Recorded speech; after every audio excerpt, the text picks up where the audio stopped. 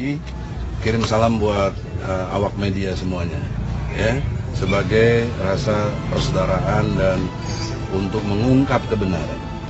Nah, dalam konteks kita setelah rapat tadi sudah terbentuk dengan nama tim atau pembela ulama dan aktivis. Pembela ulama dan aktivis itu nama kita sekarang dalam konteks itu. Nah, di dalam pengertian lebih jauh ada pembina-pembina di sana, para kiai, ulama-ulama besar ya, yang gabung juga di sini.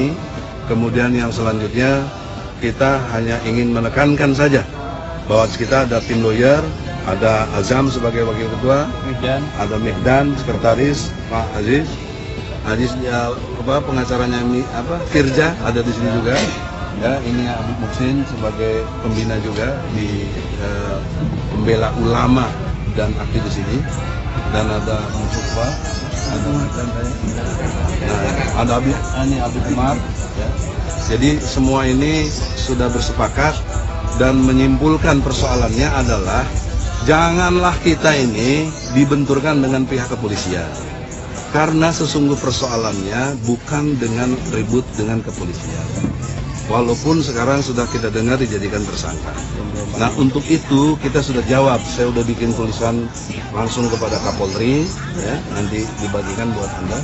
Tapi persoalan seriusnya adalah ini justru ada kepada ketersinggungan kita semua kaitannya umat Islam, apalagi yang mencintai ulama dan aktivis ya dalam gerakan menuju kejujuran, kebenaran dan keadilan, adalah ditersangkakannya Habib Rizik ini membuat ketersinggungan yang luar biasa gitu. Karena satu pelecehan yang sangat serius pada ulama yang tidak pernah melakukan demikian. Jangankan jadi tersangka, jadi saksi aja Habib Rizik itu tidak pantas. Kenapa? Dia tidak mengetahui, dia tidak melihat, dia tidak mendengar, dia tidak mengalami sebagaimana teori disebut sebagai saksi. Dia tidak melakukan itu. Nah, oleh karena itu jangankan jadi saksi, ya, jadi tersangka, jadi saksi saja tidak mungkin gitu, tidak bisa secara ilmu hukum. Dan kemudiannya karena ini problemnya adalah, saya melihat atau kami menyimpulkan ini politik balas dendam dari dua hal penting, kalahnya Ahok di pilkada dan juga di penjaranya Ahok. Saya kira ini substansinya. Jadi di belakang ini semua kita menilai adalah Presiden Jokowi. Maka kita minta Presiden Jokowi dengan amat sangat demi persatuan bangsa kita, janganlah mengkriminalisasi ulama ini. Karena polisi dan lainnya itu instrumen saja, di bawah perintah Presiden. Gampang dihentikan. Kalau Presiden mau henti ini. Karena dia panglima tertinggi dari negara ini. Jadi tolong digarisbawahi, kami kaum muslimin sudah sangat amat tersinggung oleh tindakan-tindakan yang instrumen di bawah pemerintahan Jokowi. Maka kita sekarang menghadapkan antara umat Islam bisa berlawanan dengan Jokowi. Ya, ini tolong digarisbawahi. Sehingga kita jangan dibenturkan dengan yang lain-lain. Tetapi kita tetap ingin NKRI ini baik dan terjaga. Biar bagaimana Jokowi adalah presiden kita. Kita harus hormati, kita harus cintai, tapi sepanjang Jokowi juga berlaku baik kepada kita sebagai rakyatnya. Jangan kita dizolimi. Jadi oleh karena itu, singkat, jelas, dalam keterangan pers ini, kita minta sekarang Jokowi dengan hormat bisa memerintahkan kepada Kapolri untuk menghentikan atau mengeluarkan SP3 atau kriminalisasi kepada ulama dan aktivis segera diakhiri jika negara ini mau aman dan tentram, mau berbicara tentang berbangsa dan bernegara secara jujur, benar dan adil dalam penegakan hukum. Oleh karena itu, sekali lagi dengan hormat melalui pers yang bagus ini, tolong jangan ada pelintir-pelintir, kita jangan dibenturkan dengan pihak polisi, jangan lain-lain, tapi kita minta langsung kepada Jokowi untuk menghentikan kriminalisasi ini. Insya Allah negeri kita menjadi aman, damai, sentosa. Allahu Akbar. Ada pertanyaan? Ya, nanti dibagi itu. Dibagi. Bener. Ini dulu ya, supaya nanti jelas nih secara ilmu hukum. Mama. Ya, satu perwakilan aja. Mari bacaan dulu, Pak. Ini bacakan azam Wakil Ketua bacakan. Baik. Kamera, Bang. Baik, saya bacakan ya. Saya bacakan ini kepada Bapak Kapolri ya, Jenderal Pol TRS Haji M. Tito Karnavian. Jadi perihalnya adalah analis hukum kasus Firza Husein dan Habib Rizik Syihab. Berikut saya sampaikan analis hukumnya ya. Analis hukum kasus Firza adalah begini, bahwa suatu proses takdir kehidupan seluruh totalitas alam semesta, termasuk kehidupan manusia seluruh, ditentukan oleh Allah Subhanahu wa Ta'ala yang Maha menciptakan, Maha mengetahui dan Maha pemberi belasan dan segala tindakan baik buruknya menjalani kehidupan di dunia maupun di akhirat. Jadi langsung ke analisnya, yaitu pada awalnya peristiwa hukum sebagaimana dimaksud di atas bermula ketika situs baladacintaRizik.com menggugah screenshot percakapan antara orang yang diduga Firza dengan akun WhatsApp bernama Rizik. Dalam percakapan di WhatsApp tersebut ditemukan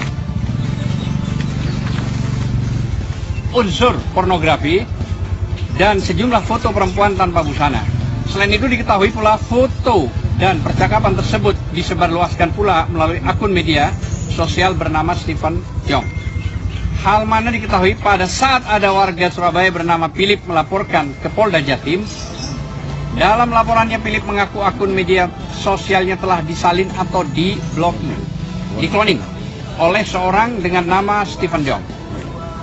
Peredaran foto dan percakapan WhatsApp yang berkonten pornografi tersebut kemudian viral dan menjadi polemik di masyarakat luas.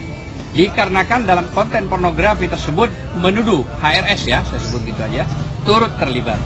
Meskipun sejak awal beredarnya konten pornografi tersebut baik FH maupun HRS telah membantah dan menyatakan bahwasanya hal tersebut tindakan tidak benar dan merupakan fitnah besar atau khususnya terhadap HRS untuk menjatuhkan harkat dan martabatnya selaku ketua atau pimpinan Front Pembela Islam yang merupakan salah satu ulama yang disebut juga sebagai imam besar umat Islam yang ada di Indonesia. Berdasarkan laporan polisi nomor LP-1-1-2017-PMJ-DITRESKRIMSUS terkait dengan penyebaran percakapan berkonten pornografi yang mengatasnamakan FH dan HRS.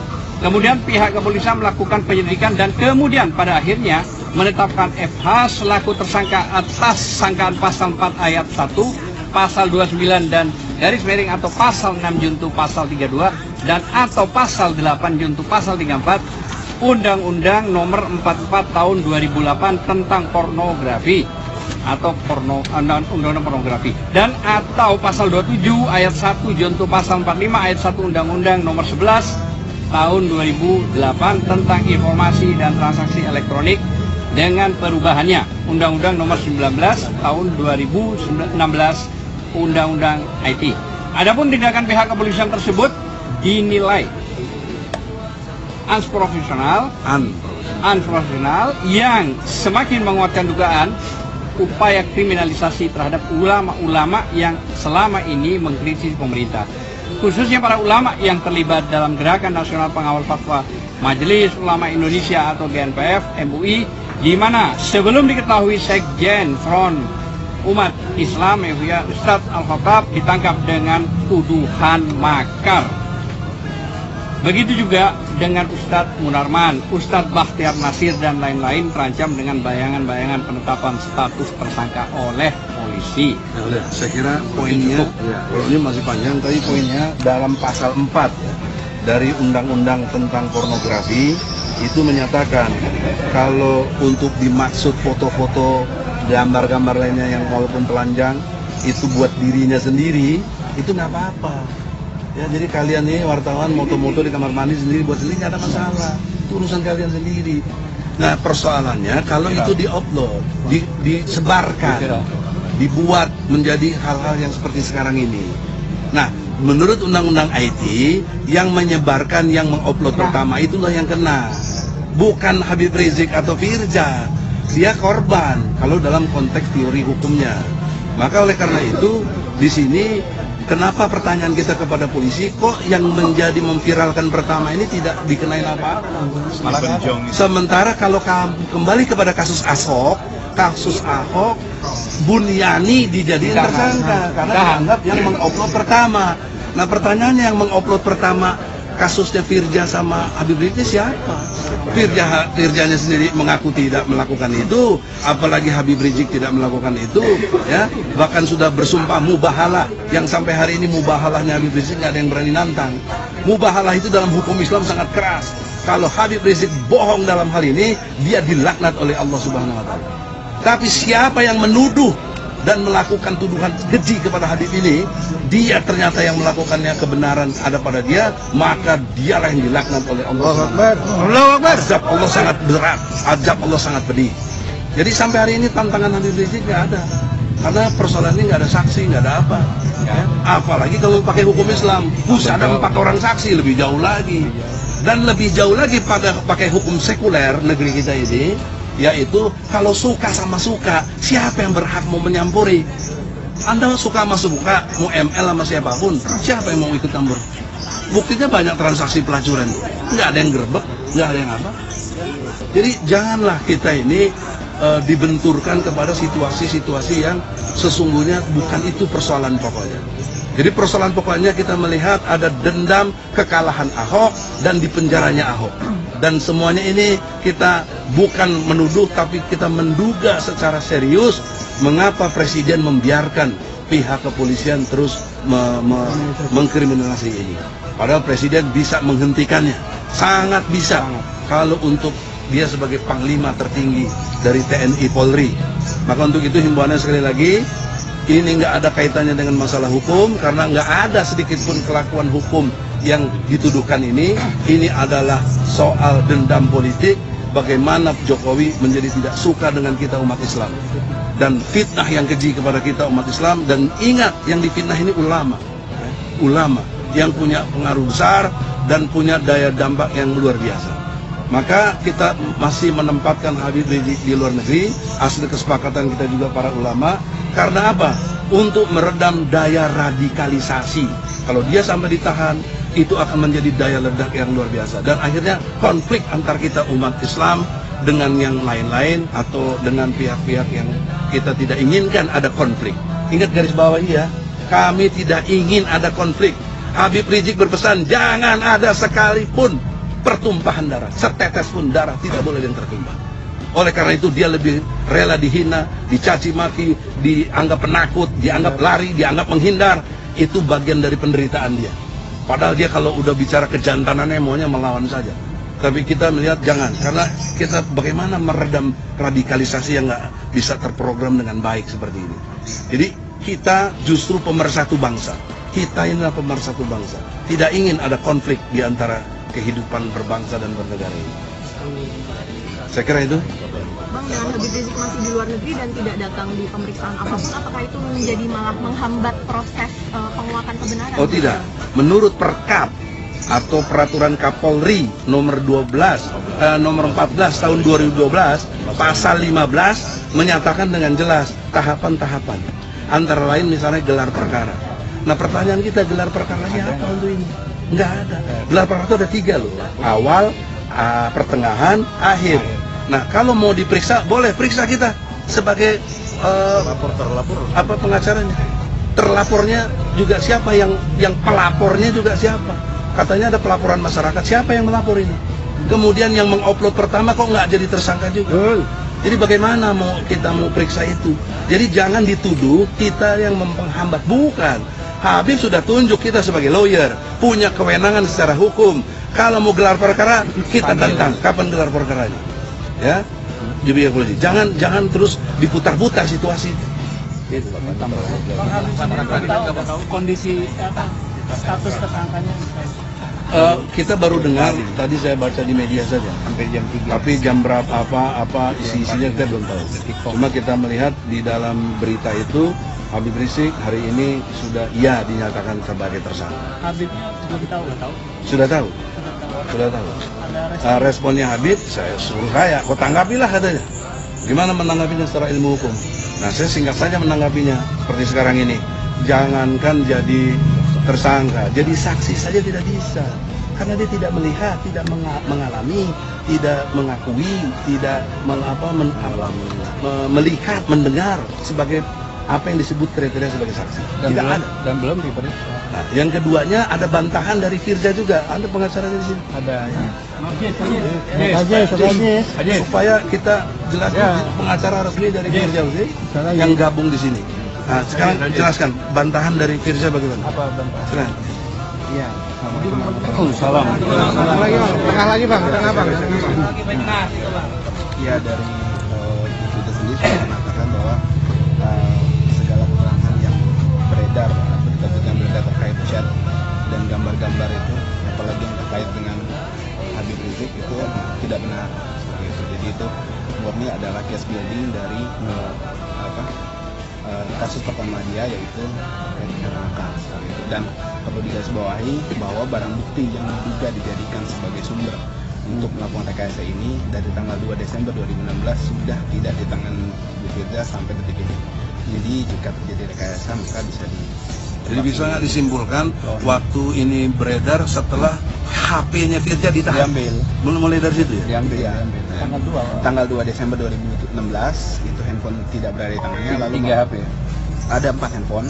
Lalu tanggal perkara ini mulai rame di balade cintarisik.com blog itu sekitar tanggal 20-an Januari 2017. Jadi ada waktu, dan jika yang dijadikan adalah bukti adalah gambar-gambar itu, bisa dilihat bahwa gambar-gambar itu sendiri ada icon-icon gambar smiley gitu kan. Makanya jadikan sumber adalah hasil editan, bagaimana bisa itu dimasukkan ke OTT kami seperti itu. Dan sebenarnya Habib Rizik ini kan diminta keterangan, bukan orangnya. Ya kan pakai telekonferensi bisa. Sudah Habib Rizik menyatakan ke ibadah ya, haji telekonferensi bisa deh. Gitu. Kan diminta keterangannya bukan orangnya kan. Kalau dipaksa orangnya harus datang ya berarti ada kriminalisasi, indikasi ke situ ada. Terbukti sekarang muncul. Belum diperiksa, belum apa, tahu-tahu tersangka. Jadi bagaimana nih hukum ini? Saya ingatkan lagi gini ya, 3 tahun lalu saya membela Kapolri Bapak Budi Gunawan Jenderal waktu itu melawan KPK. Kenapa? Karena saya membela, karena saya melihat Budi Gunawan benar, KPK yang keliru dan terbukti oleh pengadilan KPK keliru, sehingga dibatalkan tersangkanya. Yaitu tidak adanya 2 alat bukti. Nah, pertanyaan kita, alat bukti apa yang untuk Habib Rizik ini? Kok mengulangi lagi kesalahan-kesalahan kriminalisasi hukum? Jadi persoalan serius, saya bertanya kepada pihak kepolisian. Saya membela polisi karena waktu itu benar. Sekarang membela Habib Rizik karena saya merasa Habib Rizik benar dari segi ilmu hukum. Saya berkawan baik dengan pimpinan polisi, semuanya saya tahu. Polisi juga tahu saya. Tapi dalam ilmu hukum, saya sebagai pembela objektif, independen, saya harus bicara apa adanya. Nah, pertanyaannya tadi itu, kenapa waktu kepala polisi Budi Gunawan dikriminalisasi oleh KPK, kalian melawan kita, sekarang kok kalian melakukan kriminalisasi kepada ulama? Nah, ini persoalan serius yang saya kira harus disudahi. Harus cara mensudahinya, saya himbau sekali lagi Presiden Jokowi, nyatakanlah bahwa ini dihentikan. Cukup. Dan Jokowi kan pernah bilang, hentikan kegaduhan ini.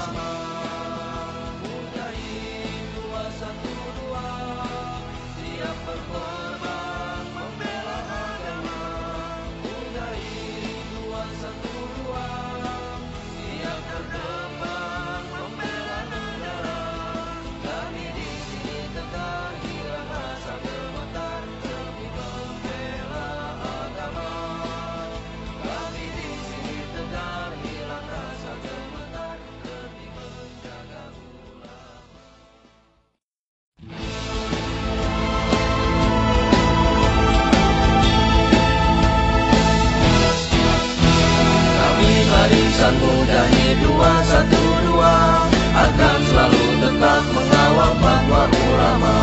Meski manis akan ku hadapi, kami akan selalu tetap bela agama. Marilah